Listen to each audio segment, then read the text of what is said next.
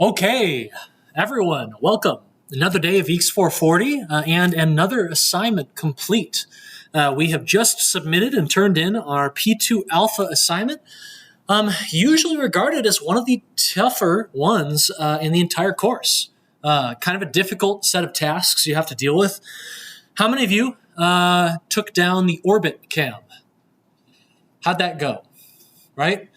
Getting back into trig, reminding yourself how to draw a circle, okay?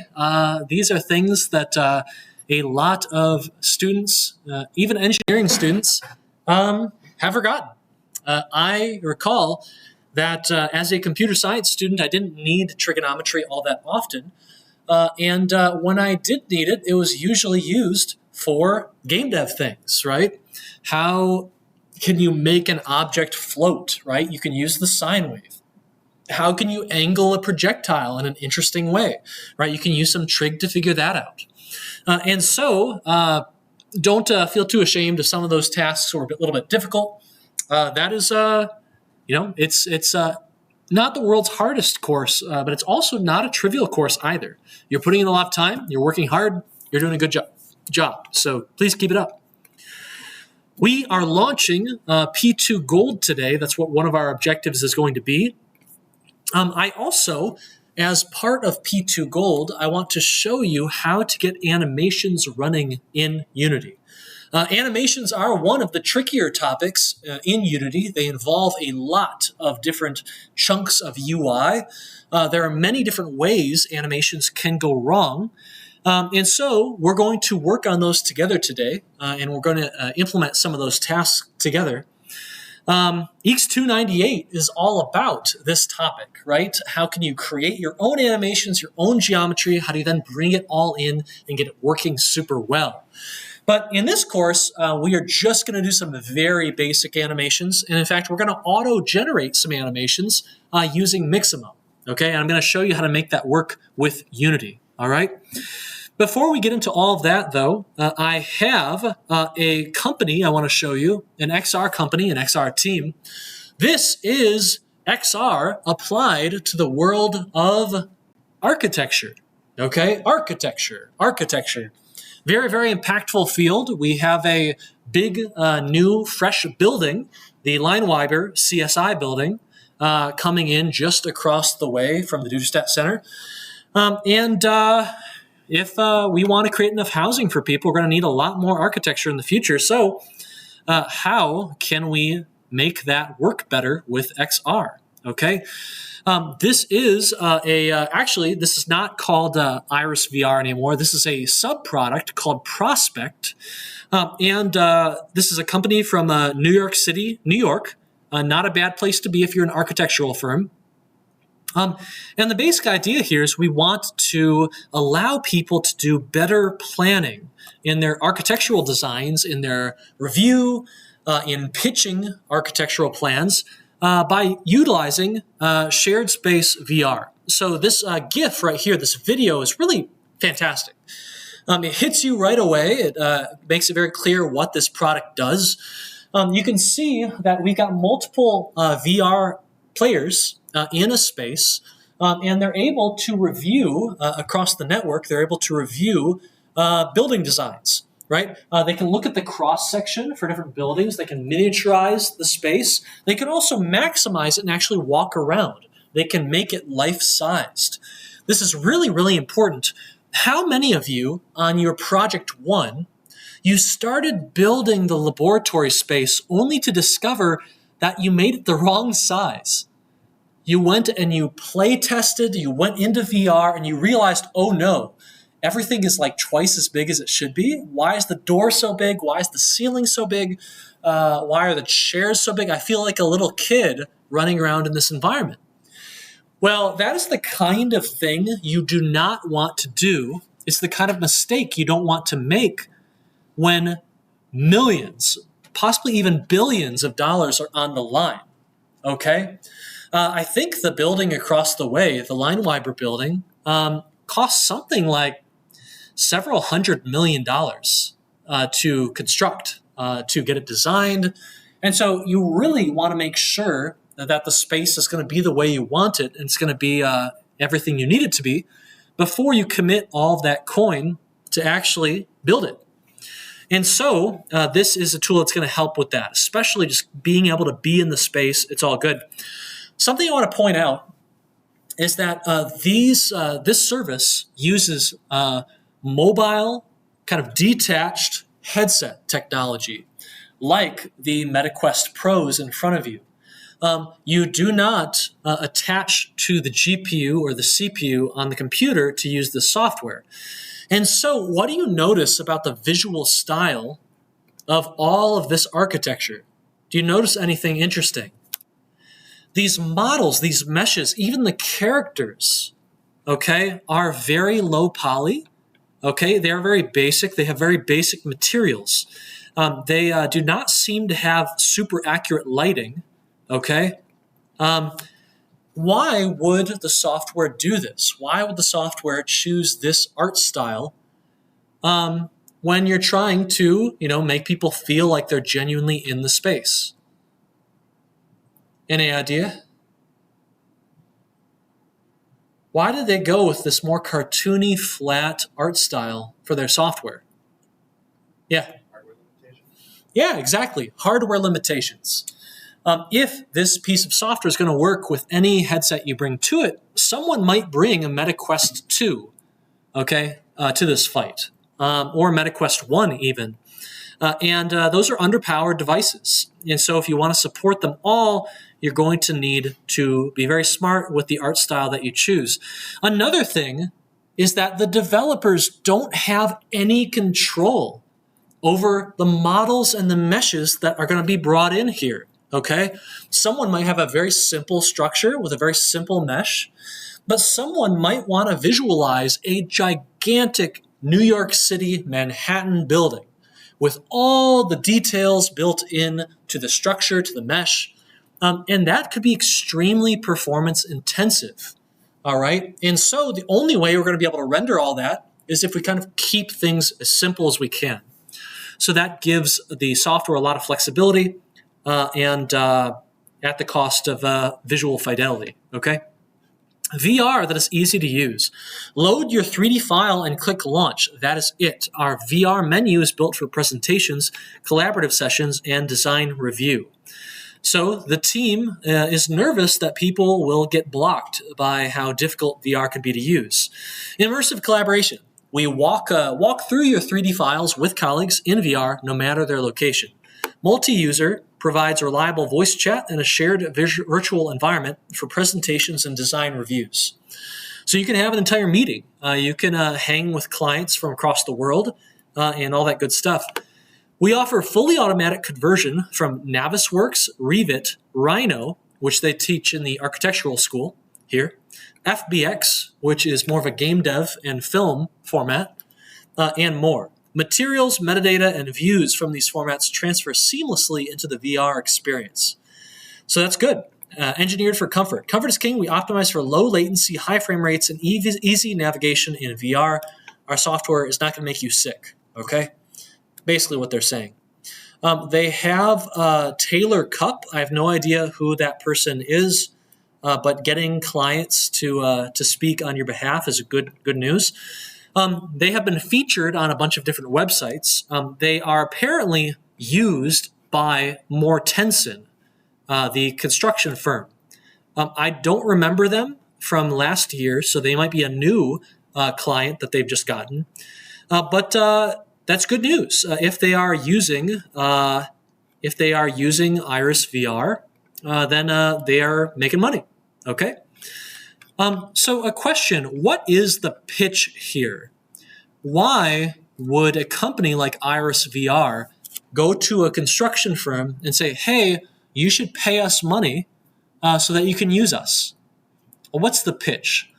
You are going to use Iris VR, and because you used Iris VR, you're going to make more money. Why?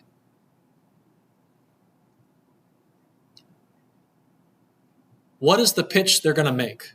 And they kind of sort of do it on this website. I don't think they did a great job. Construction industries. Okay.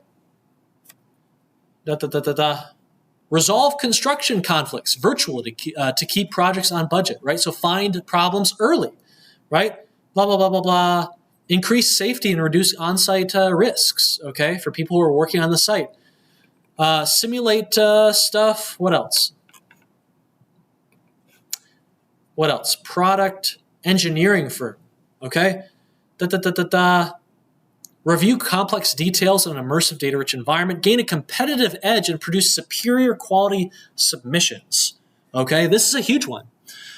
This right here is saying, hey, if you're an engineering or architectural firm and you're submitting a design proposal, okay, you're going to be the one that wins the job because none of your competitors are going to have this VR experience. VR, especially the first time you go into VR, can be a very memorable, very emotional, very visceral experience. And so you want people to have that first emotional, visceral, memorable experience when they are reviewing your design proposal, because they want, you want them, the client, to remember you when it comes time to make a choice, and you also want to appear to be on the bleeding edge. So another reason you might use this software is because you want to impress people. You want to have something that helps you stand out, and you want to create a really interesting memory associated with your proposal. So in any case, pretty impressive stuff. I don't think they provide any pricing information at all. They used to provide pricing information where they would basically have a few different they got rid of it. They must be changing it. They would have a few different packages you could buy. They were subscriptions. And if you were a one-person team, you could get a certain price. But if you needed to have multiple people using the software, you're a design firm, you'd pay a much steeper price. It seems to me like it might not be a good idea to go with a monthly subscription model, because you might have one client meeting coming up and you'll just buy 1 month just for them, and then you'll immediately cancel it, right? So who knows what they're going to try now. But an interesting company for sure. Crunchbase believes they have made about $13.8 million in funding, which should last you for a couple weeks in Manhattan. So hopefully they have a good result and they're able to make it happen. Okay. All right. Something I want to show you as well before we get into Unity and begin animating. I want to show you one of the coolest laboratories, one of the coolest graduate school opportunities out there. This is Carnegie Mellon University's Future Interfaces Laboratory. And they are exceptionally good at trying to develop new ways to let people engage with immersive virtual environments, but feel that and interact in the physical world. I'm going to show you one of the coolest means of haptic feedback I've ever seen. This is solving the problem where we want our players to be able to feel things, virtual things, on their face. Okay? That sounds a bit scary, maybe, but this could be rain. You're walking through a rainy environment and you could feel the raindrops on your face, okay? How do we do that without wearing anything big or bulky or nasty or dangerous? Well, they end up using audio waves. Absolutely amazing. So let's go ahead and take a look at one of the cool things this laboratory has done. This is mouth haptics in VR using headset ultrasound phased array technology. Let's take a look.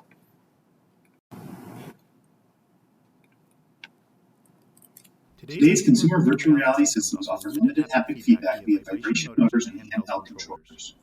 Rendering haptics to other parts of the body is an open challenge, especially in a practical and consumer-friendly manner. The mouth is of particular interest as it's the second in terms of tactile sensitivity to the fingertips, and thus offers a unique opportunity to add fine-grained haptic effects. In this research, we iteratively developed a new and compact way to achieve haptics on the mouth. More specifically, we use a thin, compact beamforming array of ultrasonic transducers which focuses acoustic energy onto the mouth. Importantly, all components are integrated into the headset, meaning the user does not need to wear an additional accessory or place any additional infrastructure in their room. We explored several effects, including single impulse, pulse strains, swipes in the X, Y, and Z directions, and persistent vibrations.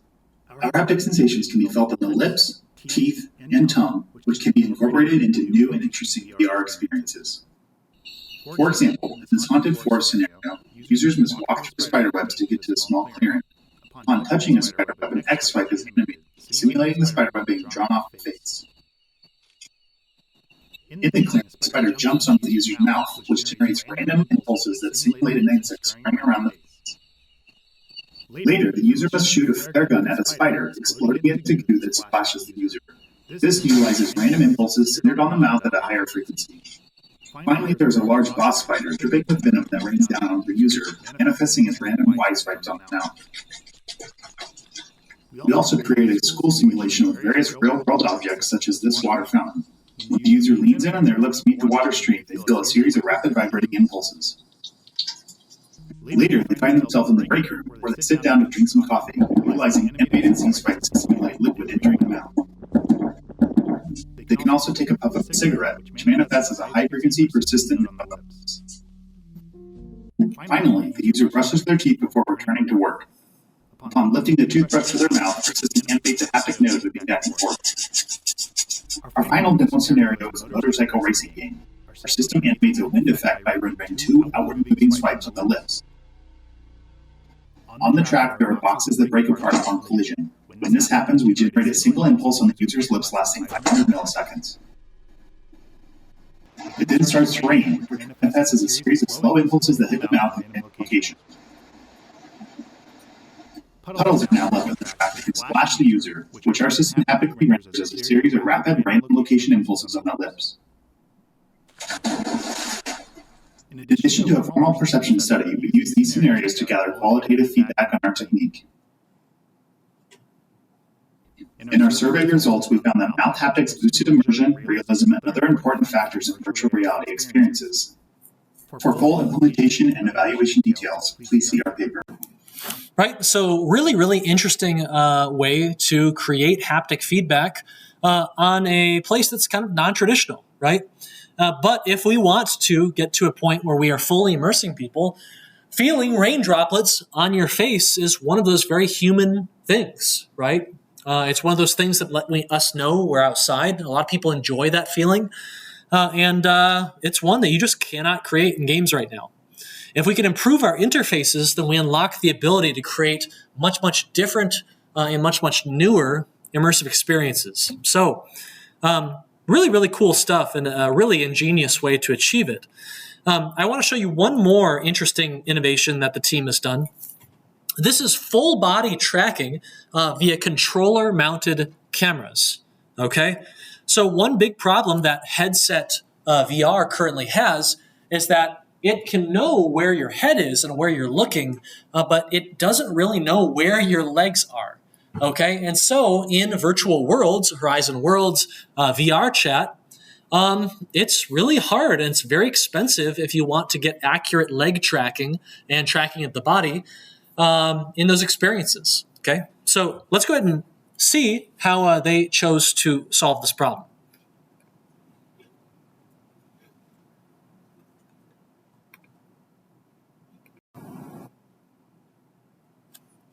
Today's virtual reality system generally only tracks the position of the user's head and hands.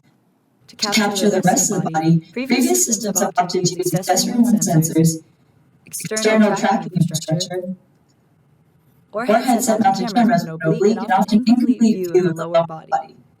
We present a new and practical method for capturing user body pose in VR, integrating cameras into the controllers, where batteries, computation, and wireless communication already exist. By virtue of the hands operating in front of the user during many VR interactions, our controller-borne cameras can capture a superior view of the body digitization. More specifically, our pipeline composites together both cameras on each controller to create two, minimally occluded, 185-degree views of the user. We then estimate the 2D body pose in each view. We use the resulting key points to create two more views that are torsional normal aligned and compute two more body poses. We take this multi-view data and combine it with head and hand data reported by the headset and controllers. This fused sensor information is fed to a multimodal neural network, which outputs a full body 3D pose estimate. To help project outlier poses and provide continuous animation during brief periods of tracking loss, we pass our raw 3D pose estimate through an inverse kinematic solver, which controls an avatar. This also means we can start to build new and interesting leg-centered VR experiences. For example, we created a human Tetris game where users must assume the correct full body pose to avoid obstacles and progress in the game. As another example, we created a pizza where not only hands hit the blocks, but also the feet. Similarly, this hockey goalie demo allows users to block shots with any part of their body.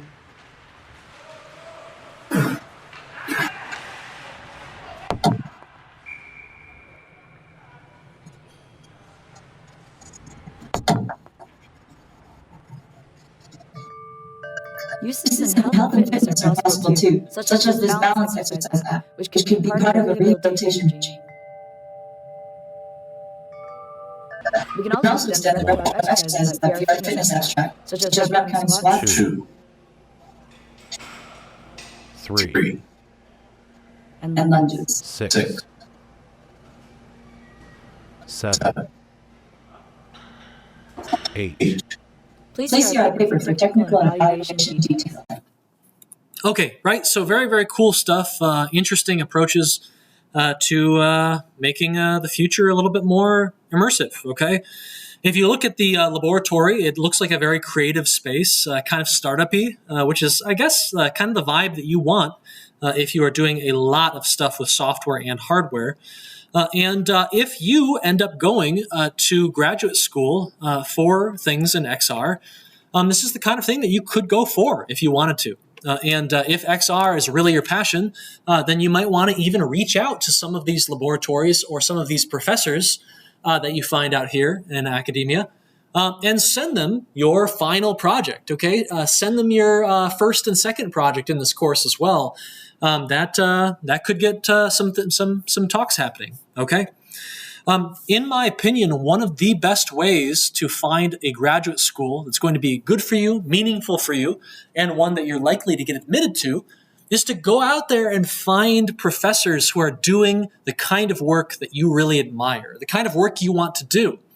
I will tell you that if you just submit your graduate school application, just willy-nilly, right? You just send it into the general application pool.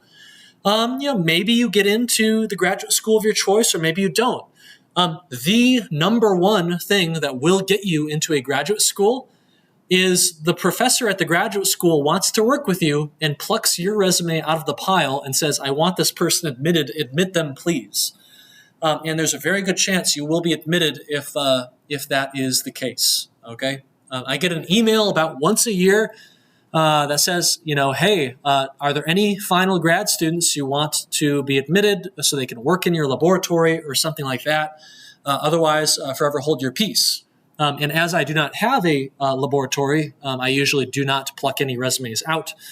But that's something that a lot of professors can do, and they will do if they want to work with you. So go find someone doing cool stuff. Go send your cool stuff their way. Engage with them. Look up the kind of projects they're doing. That's how real research is done. And graduate school, at the end of the day, is about training you to be a researcher, okay? It's not really just a continuation of undergrad. Master's programs can sometimes feel like that. But if you're going for a PhD especially, you're being trained up to do legitimate, high-quality, useful, and reproducible research. So keep that in mind. Does anyone have any questions or comments? Their YouTube channel, I linked it right here. You can go check out many other cool projects that they've got going. And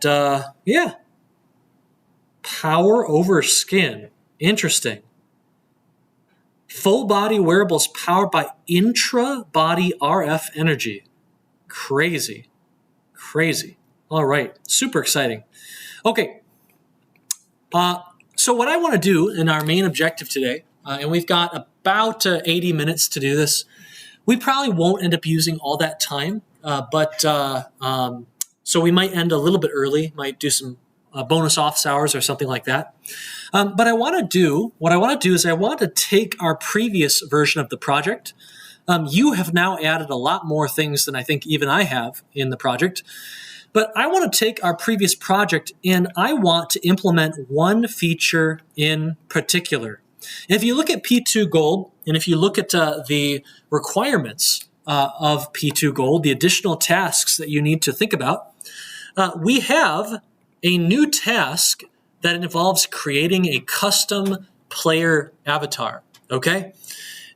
A custom player avatar. So in Pokemon Go, a big component of that game is creating your own character, and other players can see that character that you create. A lot of people get attached to their character. They buy upgrades for their character. And if we are going to create similar experiences, then we should get at least a little bit of practice with creating some characters ourselves, okay? And getting that working and animating properly in our engine. So that's what we're going to do, okay? You need to have a character that is custom, and that character needs to move in the direction and look like they're angled in the direction of their movement as you walk around the world. They also need to animate when they're moving, and they need to stop animating when they're not moving, okay?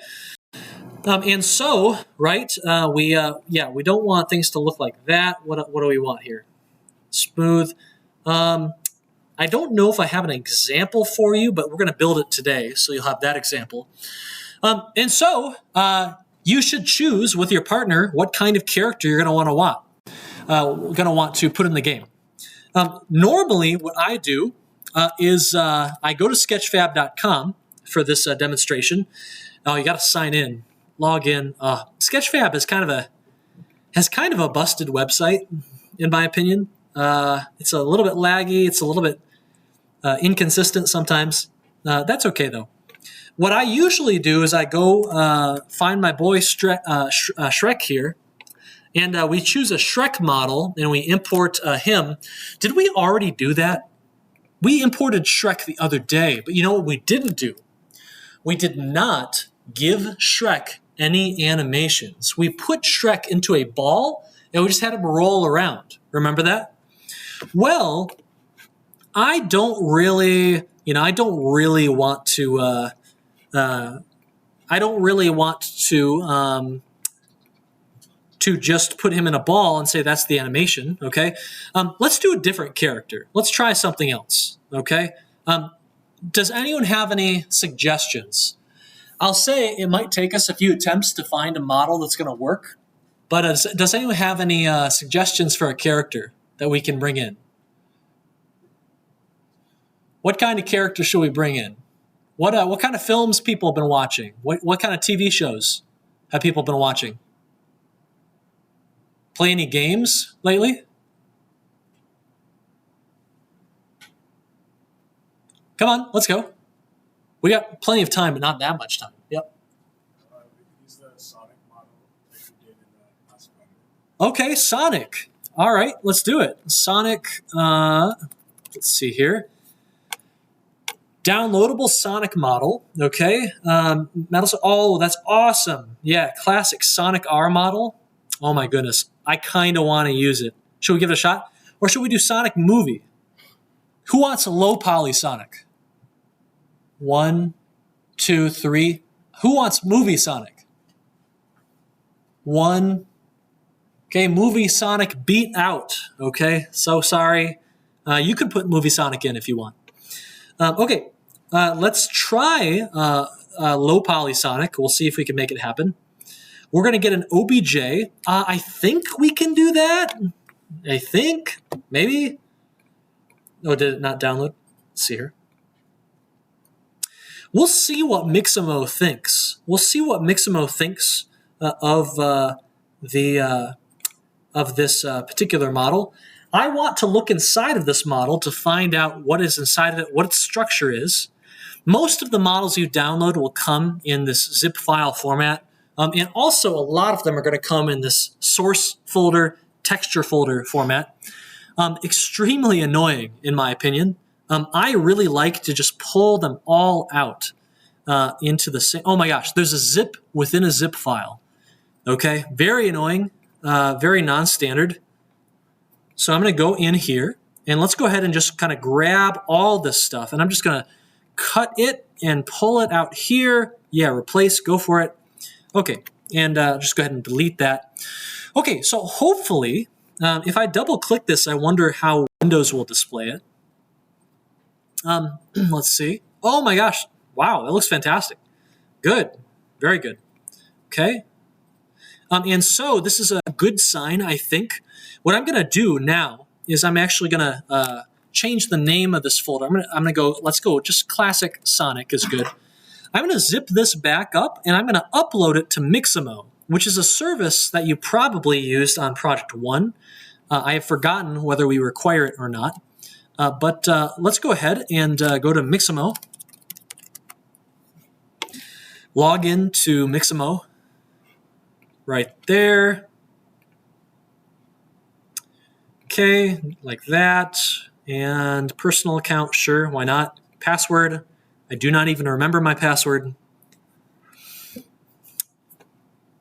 Bitwarden will remember it for me. Okay.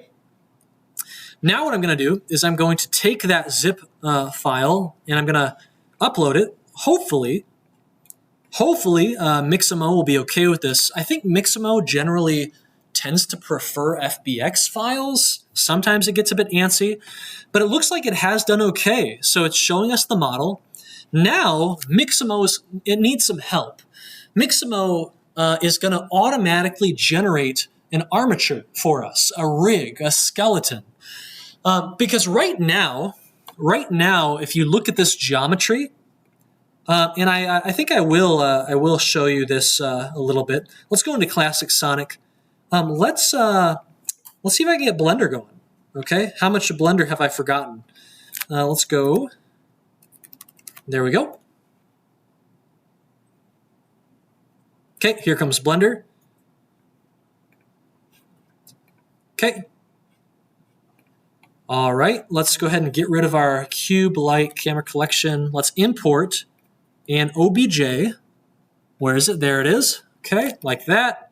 Okay, let's go to OBJ like this. All right. So we've got our Sonic the Hedgehog character here in Blender. And if you look at it, it's actually a bunch of objects that are separate from each other. If I want to alter this this character, for instance, if I want Sonic to kind of bend his arm, I don't really have an easy way to do that right now. If you look at what this object actually is, it's just a bunch of vertices. So if I want to bend this arm, I have to kind of I have to grab them all. I have to kind of rotate them. Oh, that was messed up. Look at that. Ugh. Right? I don't have kind of a nice way to deal with this. I can use some tools like the X-ray tool, and then I can kind of bend them this way, right? And that's kind of right, but a little bit off, so I'll bend it this way, okay? And I can kind of move it up like this, all right? I can kind of make him scratch his head, right? Kind of like that, okay? But this is very, very clumsy, and it doesn't look that good. The final result isn't that good. And by the way, I'll tell you, I don't think the final result is going to be good in any case here, because Sonic just doesn't have much geometry where he needs the geometry to be, right? Typically, you want to have a lot of vertices at the elbows, right? And the wrists, and he doesn't really have that. So this is probably going to be a very mediocre look, but we'll have to see. We'll have to see, okay? Maybe we will go to the Sonic film model if we want to. Really cool low poly version of Sonic, though. It looks really good. Very good. Okay, so let's see how Mixamo decides to deal with this. Okay, the wrists are right here. We know that their elbows are around this location. Knees are over here. There are some vertices over here. Are there enough vertices around his groin area? Where are the vertices? Yeah, like right in here, okay? Yep. Oh, that's kind of funny, right? We can animate his belly maybe, right? The one nice thing about a model that has fewer vertices and less geometry is that if you need to animate him on a per pixel or per vertex basis, you can do it because there just aren't that many vertices to have to deal with, right? And so you can slowly come in here and animate everything. It's a little bit annoying and slow, but this is how a lot of like PlayStation 1 games were animated. They were hand animated, okay? And that all looks kind of messed up. But anyway, so let's go ahead and bring the groin in here, and let's just see what happens. I'm guessing this is going to look awful, completely awful, okay? That is my diagnosis. If it even creates a rig at all, because I can see it freaking out and saying, hey, there's not enough geometry here. We just can't create the rig, okay?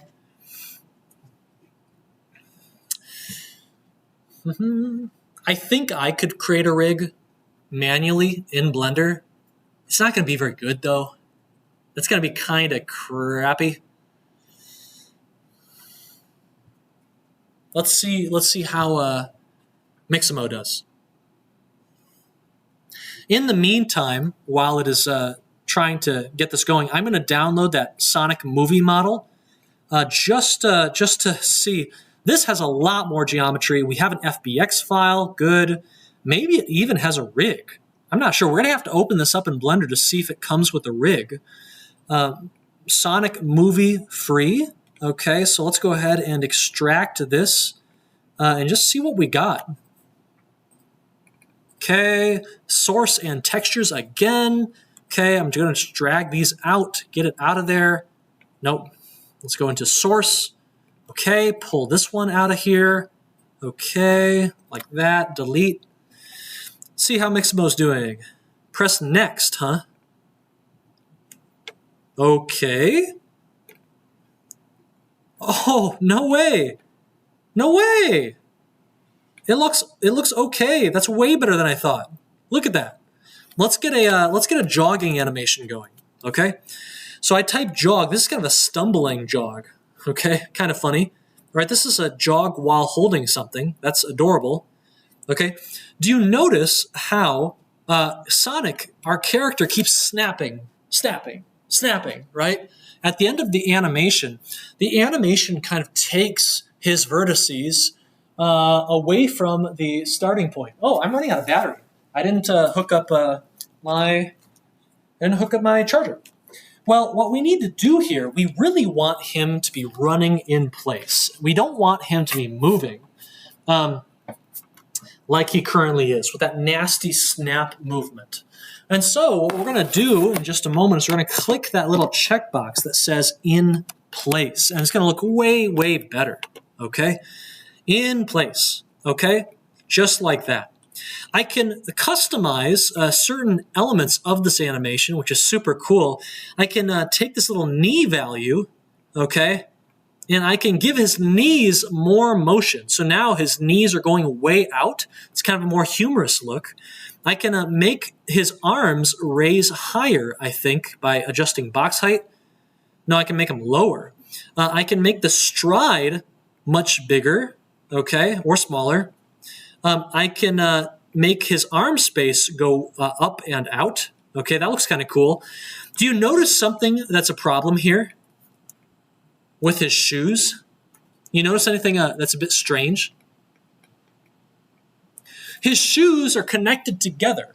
Okay, this is a bone weighting problem. These bones that have been created throughout Sonic's body, and I could actually show them to you in just a sec. These bones have been associated with a bunch of vertices, but sometimes vertices get associated with the wrong bone, or sometimes they get associated with multiple bones when you don't want that. And so the vertices of his shoes are being mostly controlled by the right bone, but partially controlled by the other bone, which is why this Sonic's right shoe seems to go up when the left leg goes up, okay? So it's kind of a weird result. Okay, we got this jogging animation, which is probably a bit better. This is probably what we want. I want his arm space to be a bit out more. Okay, that looks really pretty good.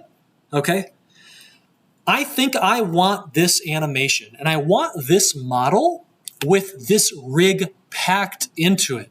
So I'm going to export an FBX file that's going to contain many different things. It's going to contain all the geometry for Sonic.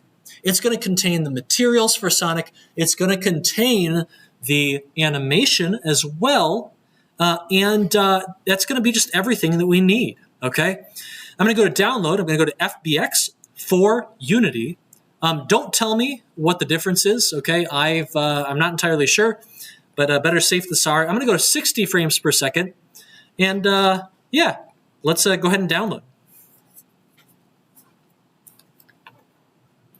Okay, we've got this download, okay? It's an FBX file that is classic Sonic jog forward, okay?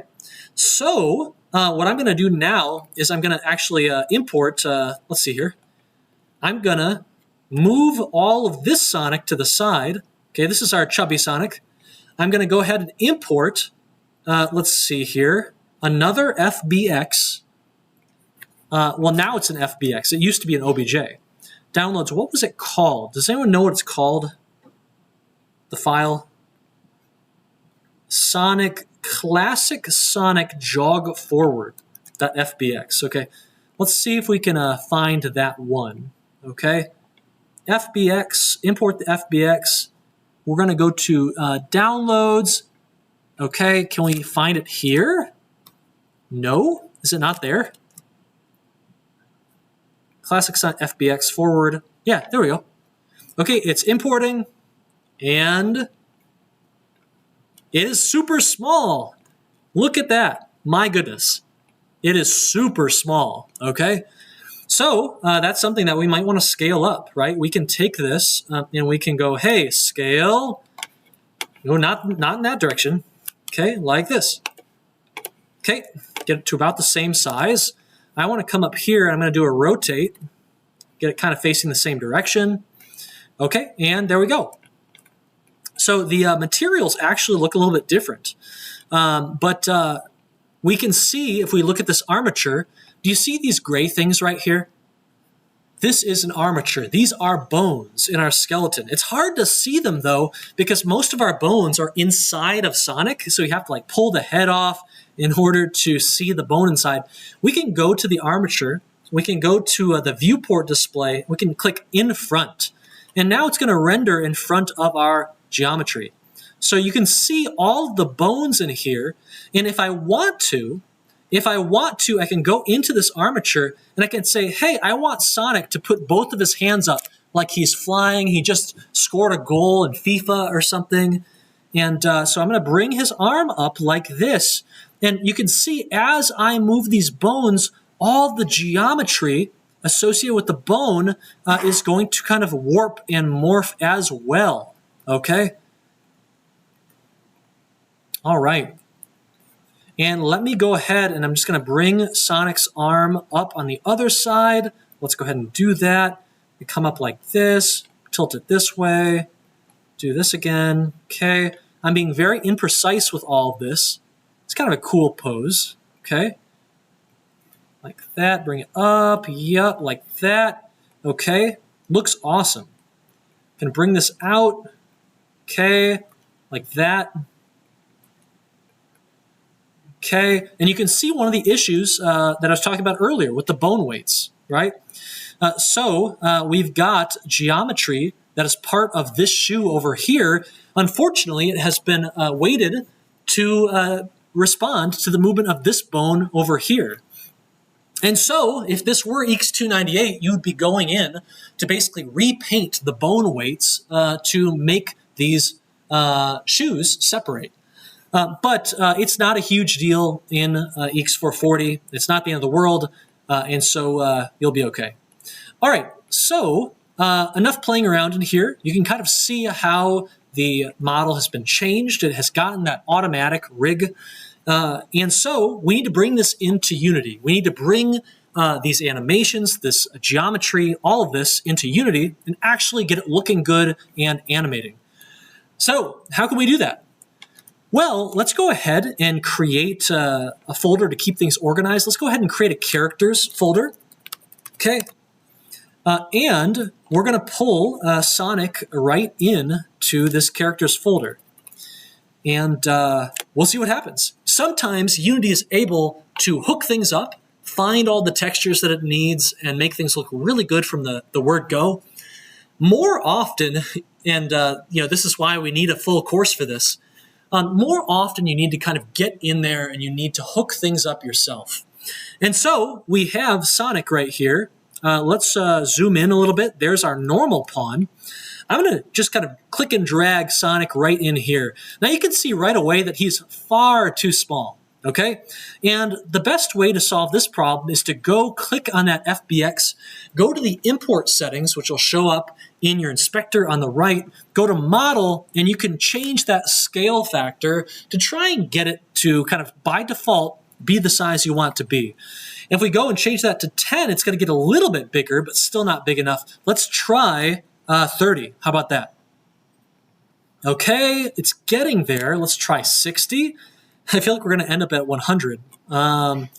Let's try 90. Okay, good. 90 looks fantastic. We don't really want to go too much larger.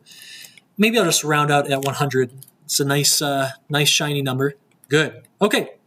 So we look at Sonic here, and he's the right shape, and he's the right size, but he looks absolutely terrible. His materials have been messed up.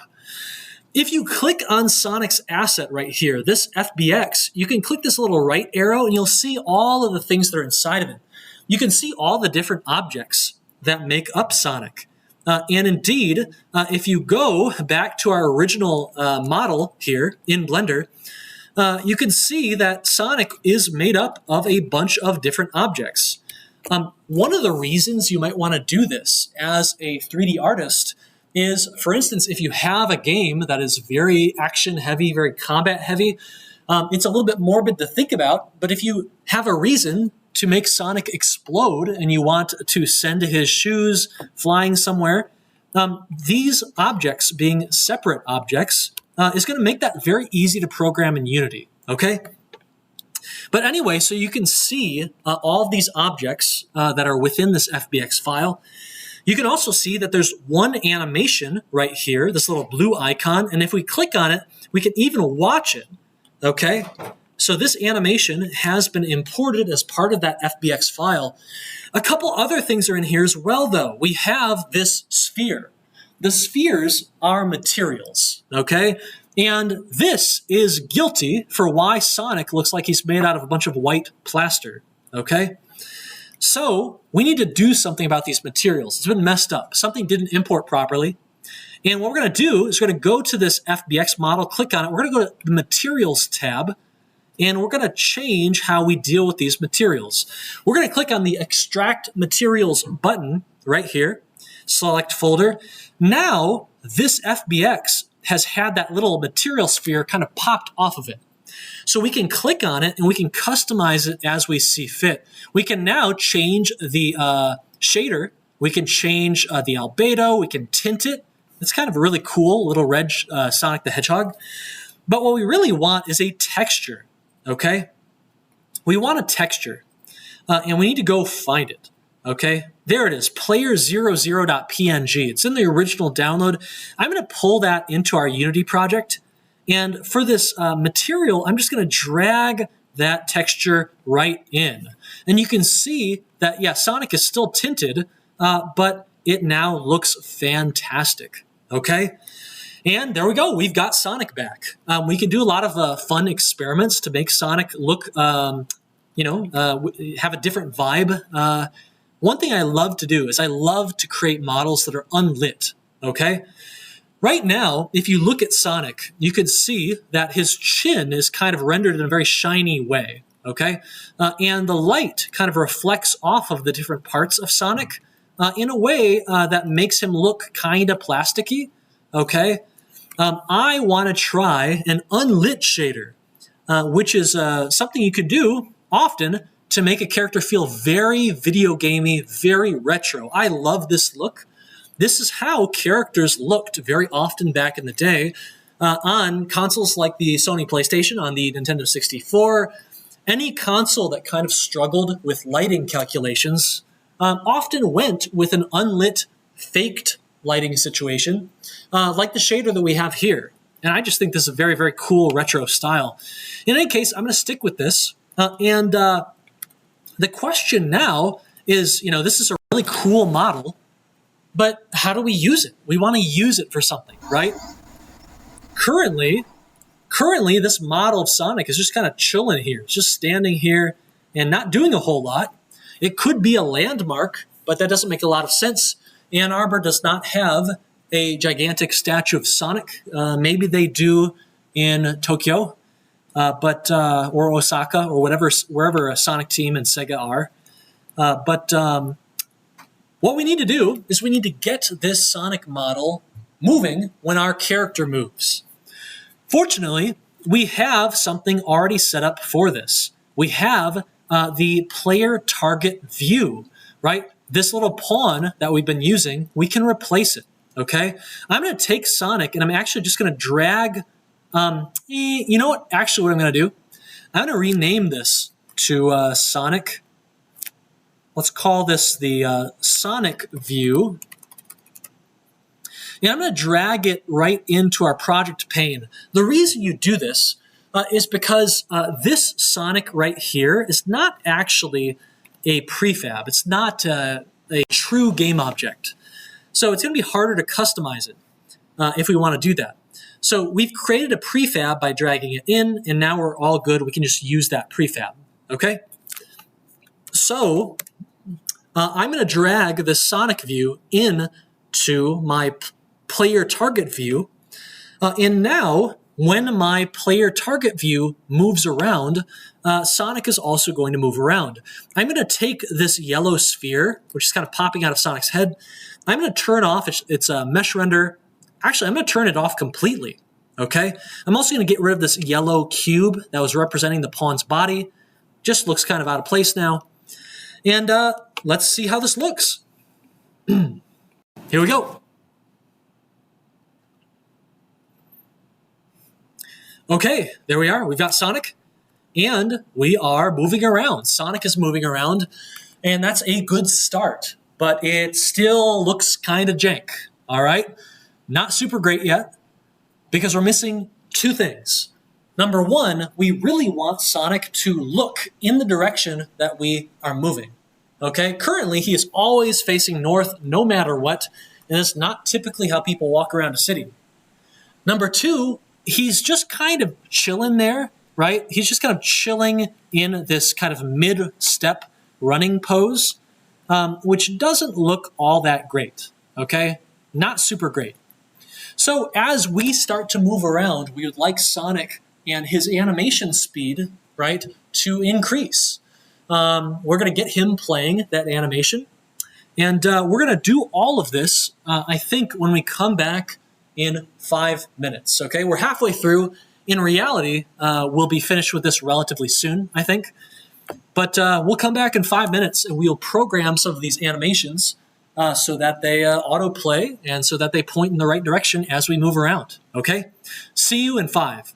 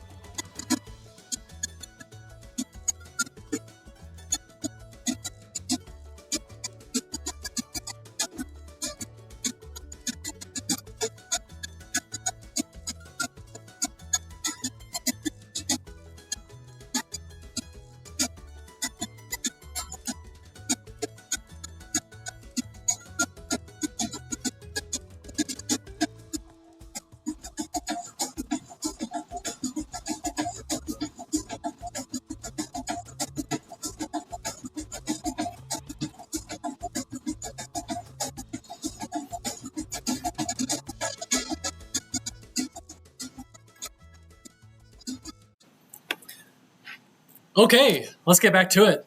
So, just a tiny little fun thing. This is the weight painting mode.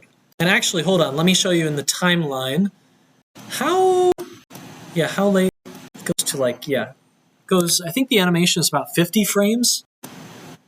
Yeah, so you can see it right here, how you've got certain parts, certain vertices on this shoe that is more attracted to the bones on the left leg rather than the bones on the right leg where it should be.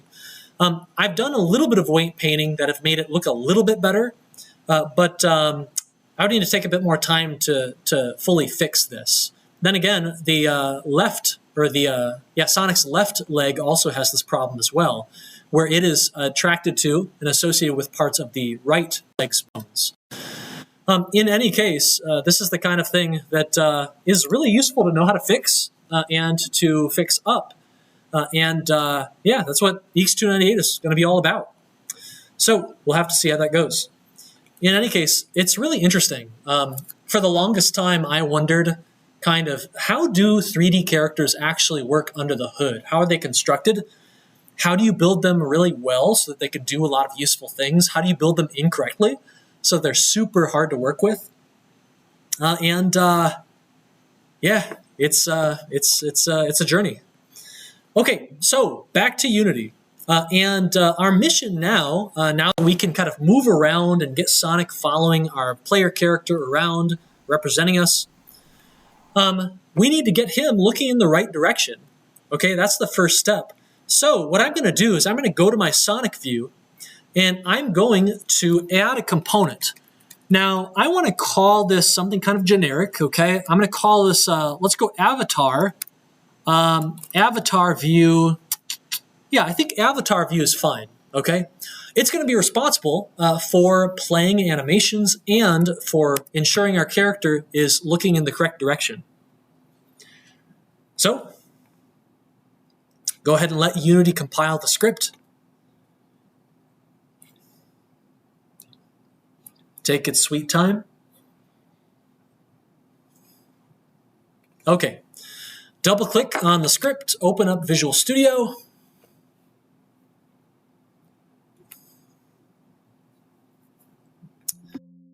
Okay. And there we are. All right. So, one question is, how do we know which direction to look in? Well, one really easy way, we could check the current inputs, okay? But that might be tough because remember, in the Unity editor, we use the keyboard to decide where we're going to move. So we could check the keyboard, but whenever we go to the mobile version of the game, when we're actually walking around the city, that's going to break, okay? It's not going to look good at all. So one way we can implement this that will probably work in both scenarios is we can take note of our current location, all right? We can, for instance, keep track of our previous position on the previous frame, and we'll just default this to 0. When the game begins, we'll go ahead and initialize this variable to our current position, and then every single frame, we're going to be moving, and we can use this previous position to figure out how much we've moved since the previous frame, okay? We can calculate a delta. Let's create a vector 3. We're going to call this delta position. And it's going to be transform.position minus that previous position. At the very end of the frame, we will update our previous position to be our current position. Okay? And now we can use this delta position vector to figure out how we want to angle ourselves in the scene. One way you can try doing this, and we'll see if this works, and it's very, very easy, is to simply set our transform forward vector to that delta position vector. Now remember, that transform.forward vector is the vector, the arrow that always points out the front of our object. So if you look at me, if I'm a game object, I have multiple transform directions. One is right, coming out my right side. One is forward, and I've got one that's up. I can take these 3 vectors and I can force them to be whatever I want them to be. And that is a way of doing a rotation, okay? this forward vector is going to be the blue one coming outside of Sonic. So if we take Sonic, we can see his blue forward vector is coming forward out of the object. If we rotate Sonic, we can see that the blue arrow rotates with him, okay? If we are in the local coordinate space. Okay, so let's see what happens.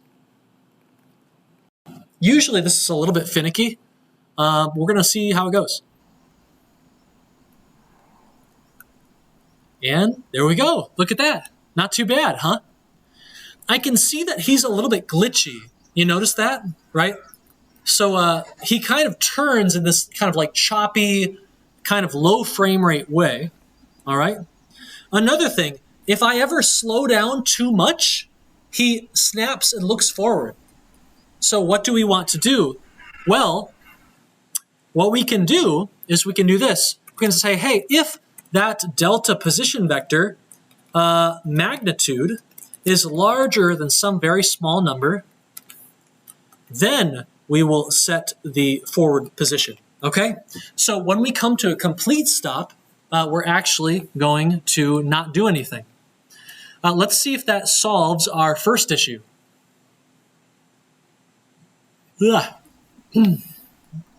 Okay, so I'm going to stop and...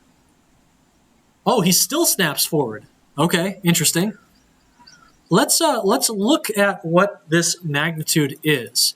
Let's go debug.log, and I want to log this delta position every frame. I'm also going to make this a little bit bigger. I think maybe it was so small that it was glitching out a little bit. Let's see what happens.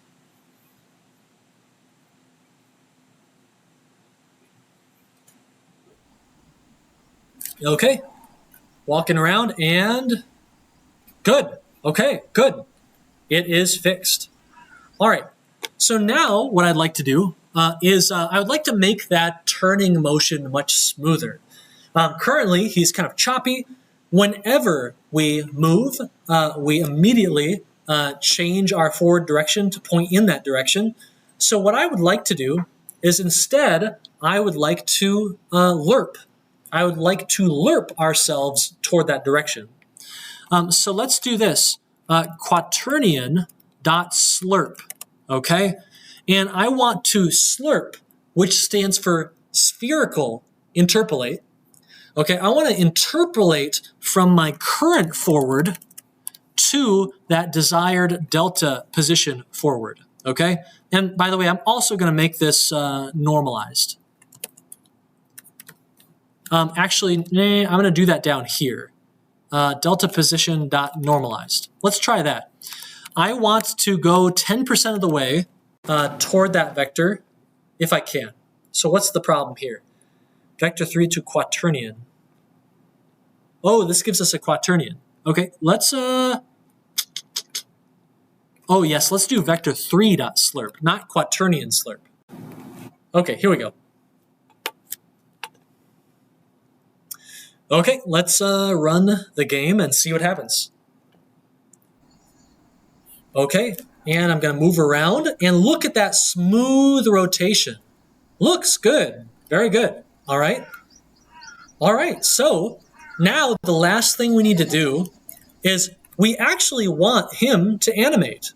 All right. We've got to, in case I was blocking it for everyone on the stream, this is the code. So this is really, really good. Now, the problem we face currently is that we've got this animation in our project. Here it is, jog forward, okay? And we can see the problem with his shoes. This is before I kind of fixed it, okay? The problem is we're just not animating at all. We've got this animation right here, but how do we use it? Well, if you want to make a model, if you want to make a mesh do an animation, this takes a few things, actually, okay? The first thing you're going to want to have is you're going to want to go to your game object, and you're going to want to add a animator component, okay? Like that, animator. And this animator component is going to be responsible for actually making your character do the thing, okay? The problem, though, is that the animator can't work just out of the box alone. It needs more help.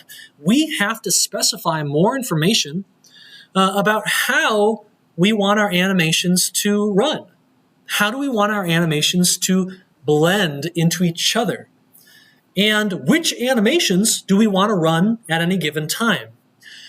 Now, currently, we only have one animation. It's a very simple situation. We only have one animation, and that's all we're going to care about. So this is a bit overkill for us, but if you think about it, actual modern game characters, they usually have many animations, and often they have different animations playing at the same time. So a modern character might have a jogging animation like this, but that character might be holding a weapon, right? So you need some way to tell the character, to tell Unity, that their upper body bones should be playing this animation, right? Aiming, while their lower body bones play the jogging animation, right? If the character is hurt, you might want to blend a third animation in where you're still playing those two animations, but now hunched over and tired, right? Right? And so all of this is possible via the animator, and that's why it's going to be so complicated for us, okay? So this animator right here needs something called an avatar, and it needs something called a controller. And we can generate both of these, okay? First, the avatar. Let's go to rig. If we go to this model right here, this imported FBX, we can go to rig, and we can change its animation type from generic to humanoid, okay? And I think we can just do create from this model and click apply, okay? This is going to create right down here a avatar, okay?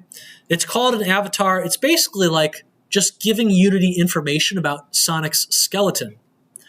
We can actually click this configure button and we get this super cool little view in which we can see all of the bones that Sonic has, and we can also change which ones apply to the neck, which ones apply to the shoulder, which ones apply to the leg, okay? This is really important for creating avatar masks, which allow you to control which bones are going to be used with which animation. But in any case, it looks like everything is kind of all set up there. We've got our rig. Let's go ahead and plug it in. So we go back to our animator, and I'm going to plug in, just drag that avatar over. And now we need to have a animation controller. Okay, we're going to right-click down here, go to Create. And we're going to go and we're going to look for that animation controller. Boom, there it is, right there. I'm going to call this the Sonic Animation Controller. Okay? If you double-click on this weird little thing right here, well, first of all, we got it, so we can plug it in now. I'll just go ahead and drag it over. Now our animator is all filled out. Okay? If we double-click on this animation controller, you get a feel for the complexity we're going to deal with here. This is a big graph. This is a big graph that allows us to program the animator and tell it which animations do we want to run at any given time. Well, currently, we don't have any animations, okay? We have an entry node, an any state node, and an exit node. And if we want to actually do anything in here, we now have to drag in these animations. Okay, I drag it in, and boom, there we go. We got jog forward, okay? So you can kind of read this graph and say, hey, from the get-go, from the start, we're going to enter into that jog forward animation.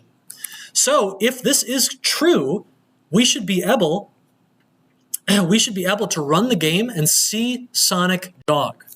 So let's see if that's the case. Here we go.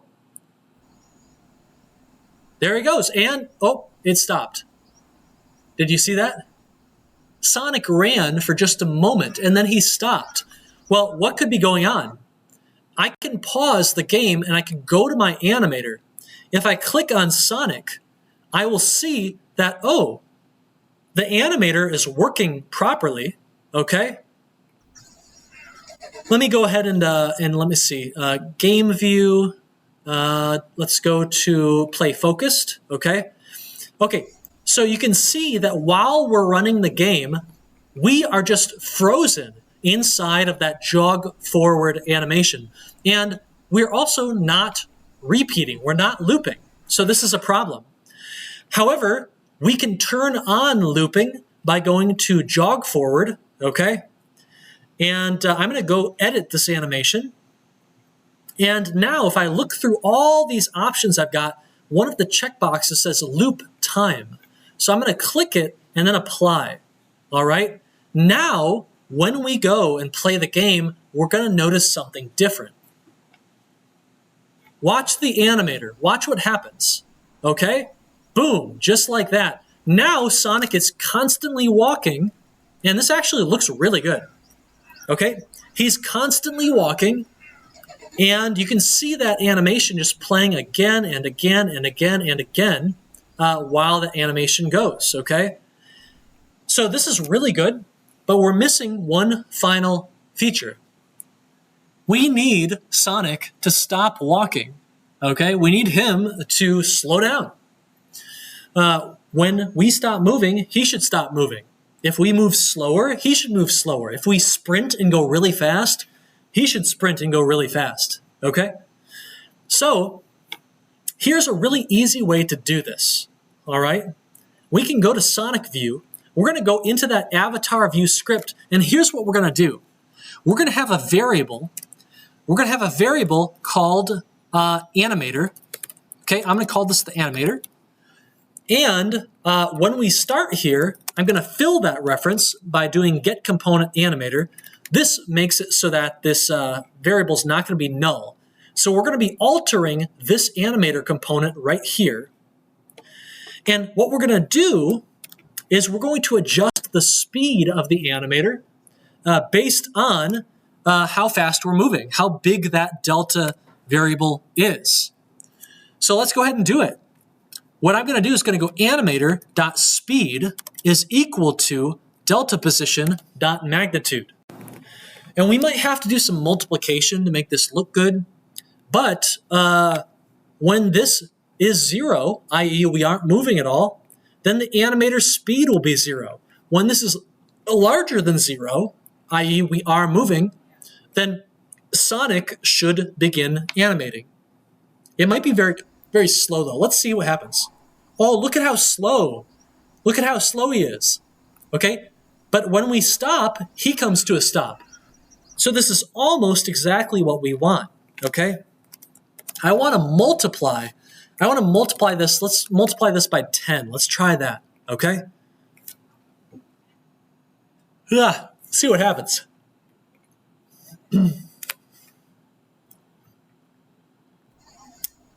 Okay, here we go. Nice.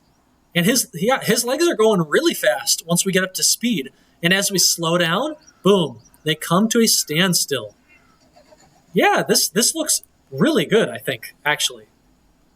Okay, good. Mission complete. You'll get all your points if you've done this on that task. But one final thing that I kind of want to do, I really like how he speeds up as we go faster, but I want the ability to run super fast just to see how cool this looks. So let me go and alter our little cheat code here.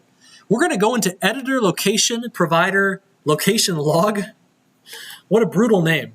And you see this movement speed right here. Well, if I am, every frame, I'm going to set this value to its default value. However, if I am holding a key, called keycode.left shift, then I'm actually going to double this movement speed.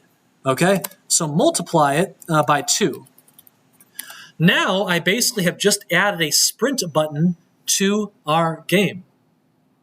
So I should be able to hold shift and get a feel for how Sonic's animation works with our movement speed.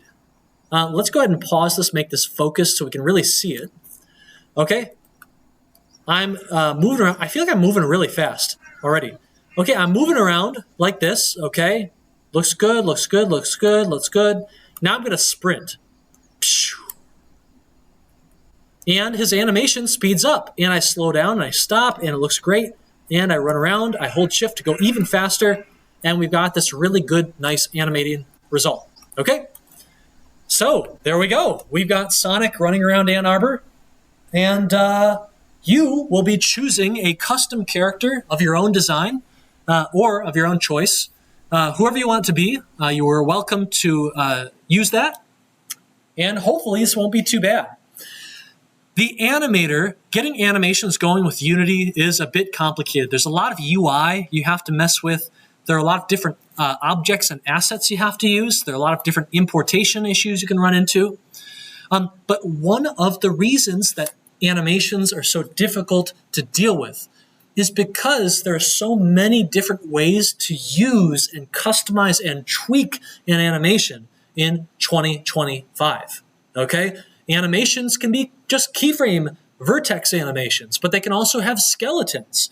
Sometimes you want part of the skeleton to be running one animation, but you want another animation to be running on the other part of the skeleton, like the legs. Sometimes you want to mix multiple different animations together in a different ratio. Sometimes you want them to play back fast. Sometimes you want them to play back slowly. Sometimes you want them to mix with each other in a certain way so that they look really natural, okay? And sometimes you don't. So sometimes you want IK. Does anyone know what IK is? So IK is when, for instance, you're running up a slope and you want Sonic's legs to stand on the slope and not go through the slope, right? And so making animations and characters dynamic, making them fit within their world is a humongous topic. I've already said this. There's a reason we're creating a course to just explore these topics. Yeah, I hope you're interested in all this. It's really exciting. If you grew up enjoying animated films or 3D games, then you know, this is where it all comes to life. Okay. In any case, this is everything you need to get full points for that one task on P2 Gold. From this point on, you've got 1 week, all right, 1 week on the schedule to finish up all of your other tasks. So any tasks that you didn't get to during P2 Alpha, this is your chance to go back in and to fix them up, to bug fix them, to get all of the requirements in, and that's going to be about it, okay? You do have one other gold task, right? You need to implement a custom feature, okay? This could be as simple as a new Learn More link, which you can see in this footage right here. You tap on a landmark, and now you've got a Learn More button that will take you to a page, okay, in your web browser.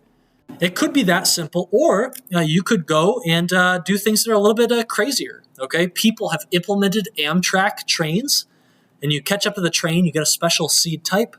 It's a special moving landmark. And people have implemented boss fights, okay, to deal with the squirrels for good, permanently, and a lot of other stuff, too. I can't remember, did I show you the Plants vs. Zombies task? Did I? No? Let me see if I can find it for you. 440i. I think I have it in an upcoming lecture, but I don't know. I think I've got it someplace. Yeah, here we are. So here's some inspiration for you. This is Mafia Squirrels.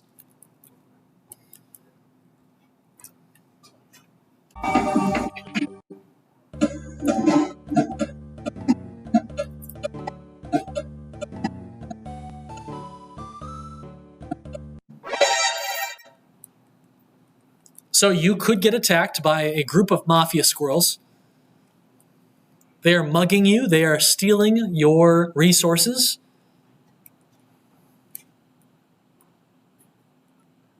This looks like an AI generated image, doesn't it? Yeah, look at this hat on top.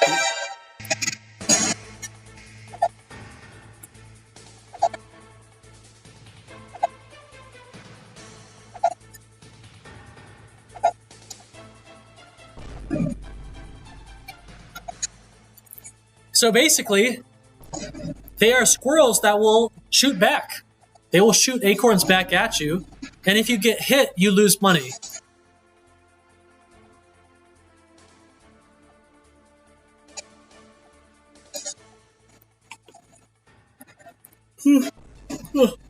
There we go. So we survived the onslaught. Super impressive work, a lot of work the team put in. Here's another amazing one. This is Plants vs. Zombies. Has anyone played Plants vs. Zombies? It's a very popular mobile tower defense series of games. And they re-implemented many of their mechanics from Plants vs. Zombies into their P2 Gold. So very, very impressive. You play as one of the characters from Plants vs. Zombies, Crazy Dave.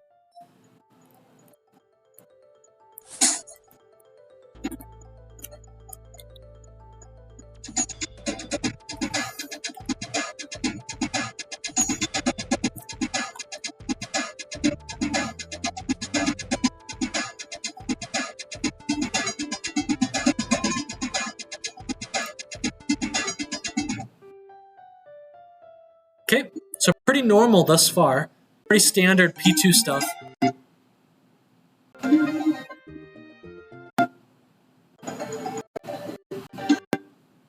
Okay, there are zombies. And so let's see a zombie fight break out.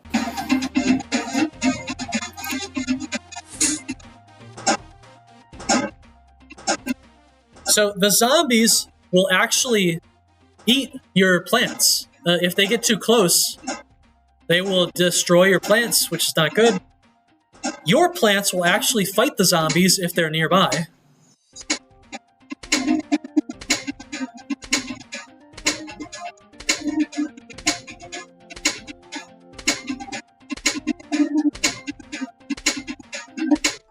There we go. Got him. All right. So you've got like a somewhat fully featured game of Plants vs. Zombies right in here. Another cool example, unlockable characters. This one has a cameo from someone you've, know. It's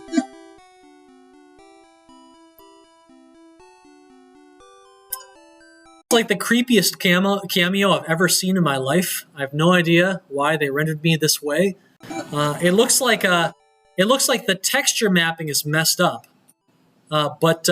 Yeah, so you can unlock different colors for your avatar, different materials, and in this case, you can, I guess you can play as me. It's kind of creepy. The last one I want to show you is a really clever feature. In case you have beaten the game and you want to start a fresh save file, you can unlock a meteor, which will, I think, reset the entire game and clean up your entire city, get rid of all the trees.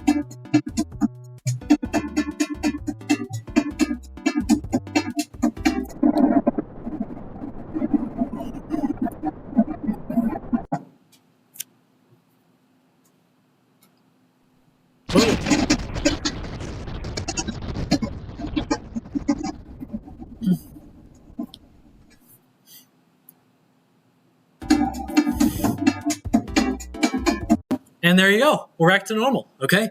So please think about what might be fun, what might be interesting, not only from a kind of a technical challenge perspective, but what would be an interesting addition to a game like this? If you want to take on this and work on it over the summer and improve it or something like that, what do you think your friends would find really funny or really cool, okay? That can be a great choice for your P2 Gold. Okay? Don't bite off too much more than you can chew, but you are all getting pretty good with game engines these days. And so I wish you good luck, and I hope you will do the best that you can. All right? Does anyone have any questions or comments on anything that we've gone over today? Or on P2 in general? All right. If you did not watch The Matrix, make sure that you get to it. Remember, it was due, not The Matrix, sorry, Ready Player One. It was due today, but you still have a bit less than 24 hours to turn in late if you need an essay. Everyone, thank you for being here. On Monday, we will do one of my favorite lectures. We'll be getting a bit more high level and we'll be talking about some of the social implications of building products for a small niche audience, which is something, at least as far as entrepreneurial matters go, something that we need to do more of. Okay, go out there, find people who have unique, interesting problems, even if they're rare problems, and solve them. Okay, and so we'll be talking about that kind of stuff in the very near future on Monday. Okay, see you all then. Office hours for the next 15 minutes, and we'll have more office hours tonight from 6 to 8 p.m. See you there.